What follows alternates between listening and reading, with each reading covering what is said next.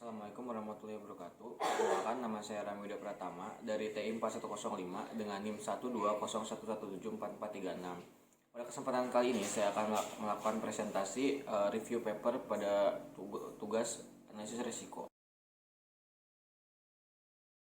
Objek penelitian pada CV Mitra Dunia Paletindo merupakan perusahaan yang bergerak di bidang produksi, pembuatan kardus atau karton box, dan sebagai supplier karton box bagi beberapa perusahaan elektronik, minimarket, perusahaan makanan dan minuman, dan beberapa perusahaan furnitur.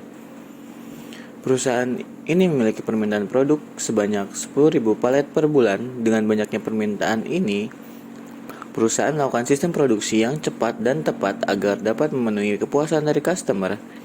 Hal ini didukung untuk mencapai tujuan perusahaan, yakni untuk menjadi perusahaan yang baik dan terpercaya di bidangnya dengan memberikan kualitas yang terbaik, kecepatan waktu pengiriman, dan memberikan harga yang kompetitif.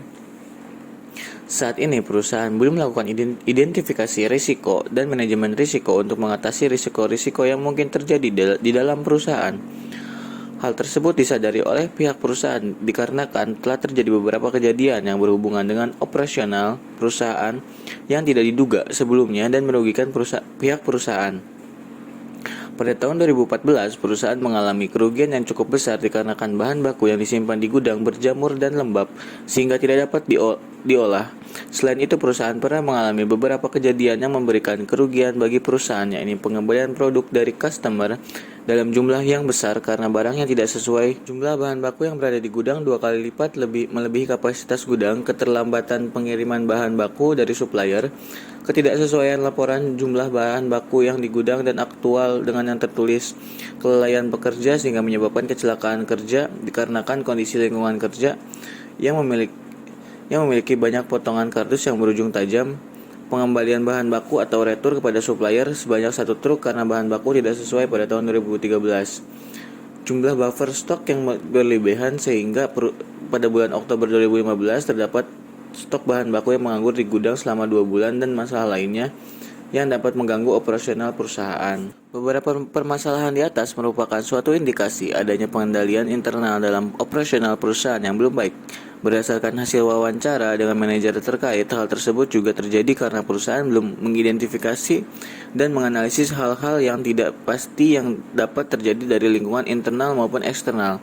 Melihat dari tujuan perusahaan dan jumlah unit produksi yang dilakukan oleh perusahaan CV Mitra Dunia Pelitindo, perlu melakukan identifikasi dan analisis resiko yang mungkin terjadi dari perusahaan untuk meminimalisir kerugian yang mungkin terjadi dengan pendekatan IRM atau Enterprise Risk Management. Selanjutnya, identifikasi risiko. Jenis risiko sumber daya manusia. Yang pertama, terjadinya pencurian bahan baku oleh karyawan dikarenakan sistem keluar masuk yang bebas dan pendataan bahan baku yang tidak berkala. Yang kedua, kecelakaan kerja pada saat kerja dikarenakan ketidaksesuaian operator dengan SOP dan kelalaian pekerja. Yang ketiga, strategi pengembangan karyawan kurang efektif dikarenakan kurangnya pelatihan atau training karyawan secara berkala. Yang keempat, performa pekerja menurun dikarenakan tidak adanya evaluasi kinerja pegawai secara berkala.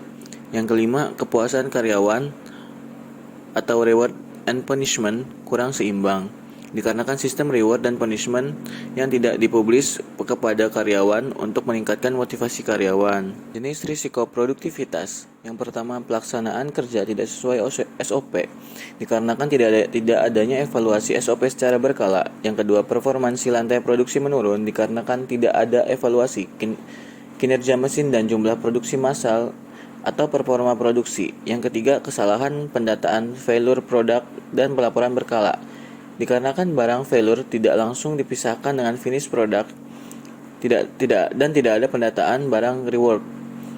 Yang keempat, terjadinya kerusakan mesin pada saat produksi dikarenakan kurangnya maintenance mesin secara berkala oleh ahli teknisi. Jenis risiko pengadaan bahan baku. Yang pertama, pengembalian bahan baku kepada supplier dikarenakan bahan baku tidak sesuai spesifikasi, yakni basah, robek, atau keropos. Yang kedua, terjadinya kecurangan dari pihak sumber daya supplier pada pengembalian produk retur dikarenakan tidak adanya surat jalan kurangnya komunikasi surat jalan pada pihak perusahaan, supir, supplier yang mengganti jumlah retur produk. Yang ketiga, kesalahan pemilihan supplier, dikarenakan supplier yang terbatas dan uji coba pada supplier baru. Yang keempat, kesalahan pemesanan bahan baku, dikarenakan kelalaian pekerja dalam memasukkan jumlah supplier. Yang kelima, keterlambatan kedatangan bahan baku dari jadwal, dikarenakan kurang tegasnya perusahaan dalam mengadakan penjadwalan permintaan dan pengiriman. Yang keenam, ketidaksesuaian jumlah barang datang dengan jumlah pesanan dari supplier. Selanjutnya, ada risiko pengawasan gudang bahan baku dan bahan jadi.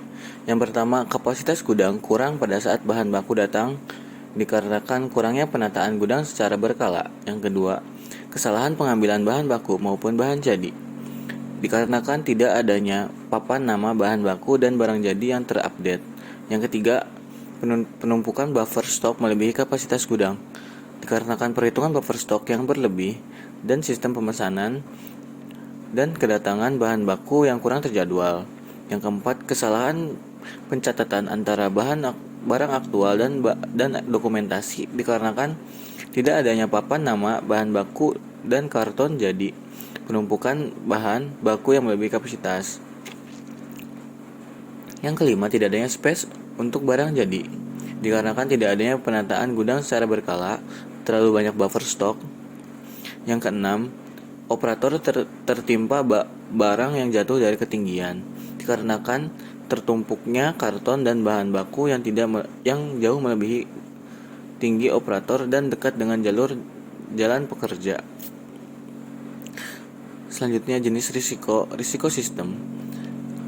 Terjadinya gangguan pada komputer perusahaan yang menyebabkan data perusahaan hilang, dikarenakan tidak adanya penyimpanan flash disk, pencurian data oleh pihak luar.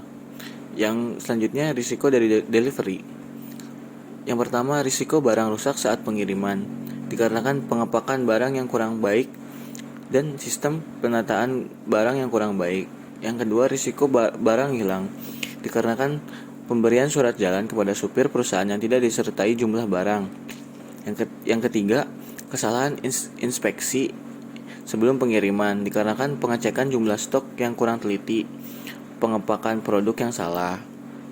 Yang keempat, infrastruktur yang tidak memadai, dikarenakan penjadwalan pengiriman yang kurang terjadwal dengan baik dan kurangnya jumlah infrastruktur. Yang kelima, kesalahan pengiriman barang tanpa approval, dikarenakan kelalaian pekerja dalam pemberian approval pengiriman.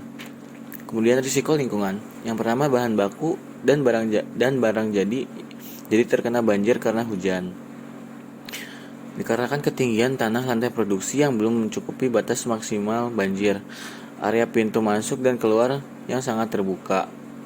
Yang kedua, bahan baku dan bahan yang berjamur karena suhu lembab, dikarenakan tidak adanya penyesuaian suhu kelembaban ruangan, tidak adanya fan pada ruangan untuk menjaga kelembaban ruangan. Yang ketiga, mesin mati atau tidak bekerja karena mati lampu, dikarenakan kejadian tidak terduga dan kemampuan genset yang kurang memadai. Selanjutnya, risiko reputasi. Terjadinya komplain dan pengembalian barang dari pelanggan kepada perusahaan, dikarenakan ketidaksesuaian spesifikasi barang yang dijanjikan dengan barang yang dikirim, adanya barang yang rusak pada saat pengiriman. Selanjutnya, risiko penanganan limbah. Penumpukan sisa potongan kardus yang mengepul dan tidak diambil, diakibatkan penjadwalan pengambilan sisa kardus tidak berkala. Selanjutnya, ada kriteria risiko. Pengukuran dampak risiko. Terdapat 5 level. Dengan level kelima dengan rating sangat tinggi, yaitu mengancam program dan organisasi serta stakeholders. Kerugian sangat besar bagi organisasi dari segi keuangan maupun politis. Kemudian level 4 dengan rating besar, yaitu mengancam fungsi program yang efektif dan organisasi. Kemudian kerugian cukup besar bagi organisasi dari segi keuangan maupun politis. Kemudian level 3 dengan rating menengah atau medium, yaitu mengganggu administrasi program, kerugian keuangan dan politis cukup besar.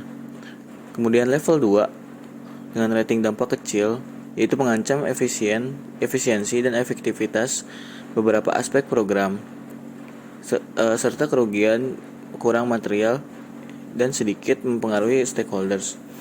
Kemudian yang terakhir, level 1 dengan rating sangat rendah, yaitu dampaknya dapat ditangani pada setiap kegiatan rutin. Kemudian kerugian kekurangan material dan tidak mempengaruhi stakeholder. Kemudian ada matriks risiko, di mana matriks risiko ini ada yang di atas ada dampak atau severity, dan di sebelah samping ada signifikansinya. Di mana yang berwarna biru muda adalah very low, yang warna pink adalah low, dan yang kuning adalah moderate atau menengah, yang warna oranye adalah high atau udah tinggi tingkat resikonya, dan yang warna merah adalah sudah mendekati ekstrim atau sangat berpengaruh pada perusahaan. Kemudian untuk respon dari resiko ada dari level 1 sampai dengan level 25, di mana level 1 sampai dengan 3 dapat diterima pengendalian yang cukup, 4 sampai 6 dipantau pengendalian yang cukup, 6 sampai 9 pengendalian manajemen pengendalian yang cukup, 10 sampai 14 harus menjadi perhatian manajemen atau sudah termasuk urgent. Kemudian untuk kriterianya dapat diterima hanya dengan pengendalian yang baik. Dan yang terakhir tidak dapat diterima.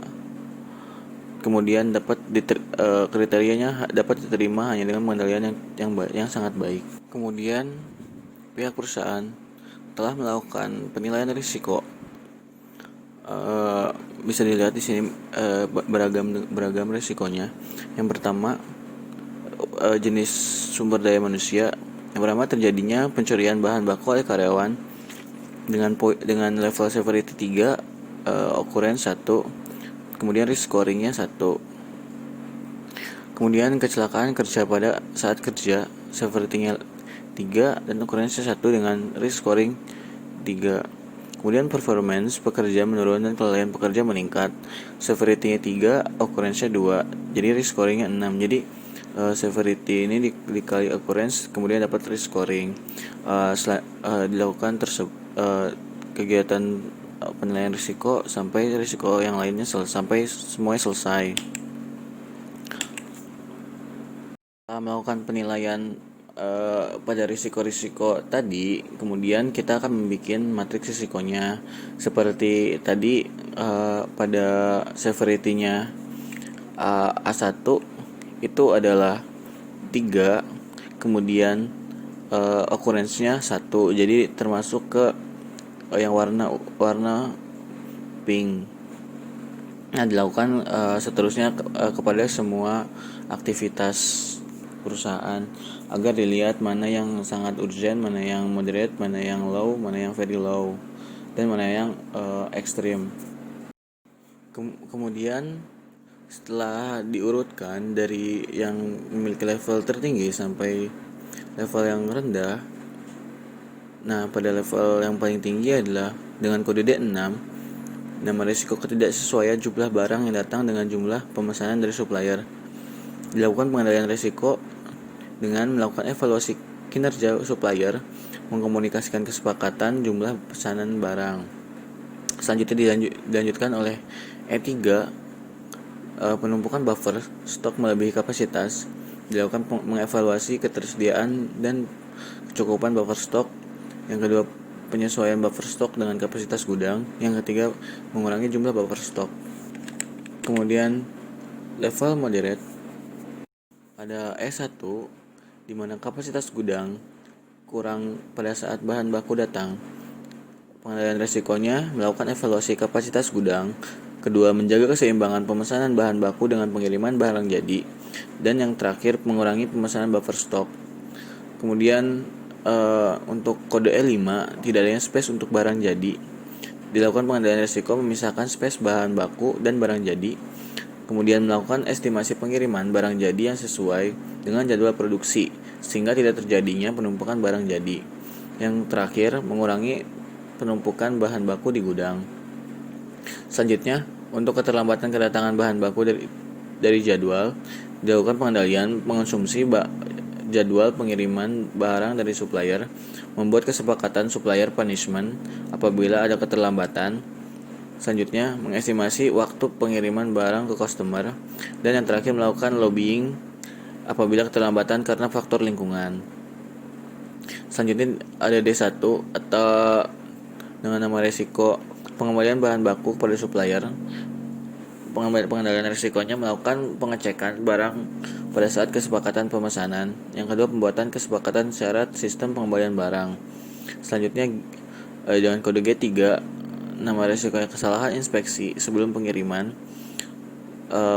Pengendalian risikonya pengecekan bahan pada saat pengepakan bahan jadi dan sebelum masuk truk pengiriman. Selanjutnya pada kode G5, kesalahan pengiriman barang tanpa approval. Selanjutnya pengecekan dan pencatatan untuk memastikan barang yang dikirim sesuai dengan permintaan konsumen. Untuk B3, kesalahan penataan failure produk dan pelaporan berkala. Dilakukan pengendalian pendataan secara langsung pada setiap stasiun kerja apabila ada produk yang tidak sesuai dan kualifikasi keinginan konsumen. Selanjutnya dengan kode B4, nama risikonya terjadi kerusakan mesin pada saat produksi. Pengendaliannya melakukan maintenance berkala untuk menghindari kerusakan tiba-tiba dan melakukan produksi sesuai dengan kapasitas mesin. Selanjutnya ada D2, yaitu terjadinya kecurangan dari pihak sumber daya supplier pada saat pengembalian produk. Dikendalikan dengan mengembalikan surat jalan dengan memberi keterangan jumlah retur, memastikan kembali kepada supplier penerimaan surat jalan dan jumlah retur. Kemudian dengan kode D3 atau kesalahan pengembalian supplier, dikendalikan dengan melihat bahan baku dari setiap supplier terlebih dahulu, kemudian mencatat kelebihan dan kerugian dari setiap supplier. Dengan kode F1, terjadinya gangguan pada komputer perusahaan yang menyebabkan data perusahaan hilang. Dikendalikan dengan penyimpanan data perusahaan pada flash disk atau hard disk yang hanya dipegang oleh pimpinan perusahaan dan manajer terkait untuk menjaga kerahasiaan, dan perusahaan membuat sistem backup data. Selanjutnya ada G4, infrastruktur yang tidak memadai. Dikendalikan dengan menyusun jadwal pengiriman barang sesuai lebih tepat waktu dan penyesuaian jumlah infrastruktur. Kemudian E6 atau operator tertimpa barang yang jatuh dari ketinggian. Dikendalikan dengan menambah space peletakan barang jadi dan bahan baku, dan membuat batas maksimum ketinggian barang yang diletakkan barang yang memiliki tumpukan dari sudut ruangan. Kemudian ada G1, risiko barang rusak saat pengiriman. Dikendalikan dengan melakukan perjanjian pada pihak distribusi, pemberian packing, dan menggunakan plastik agar tidak mudah basah dan rusak. Kemudian G2, risiko barang hilang.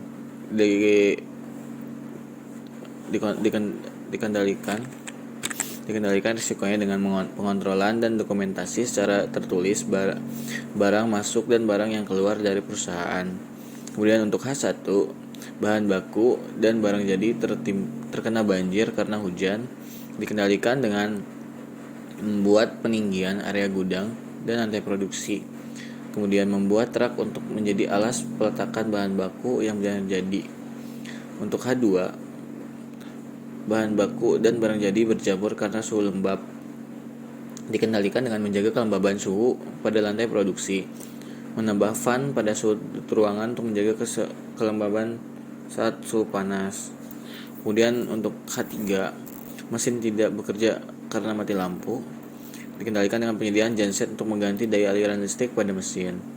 Dan yang terakhir, untuk I1, terjadinya komplain dan pengembalian barang dari pelanggan kepada perusahaan.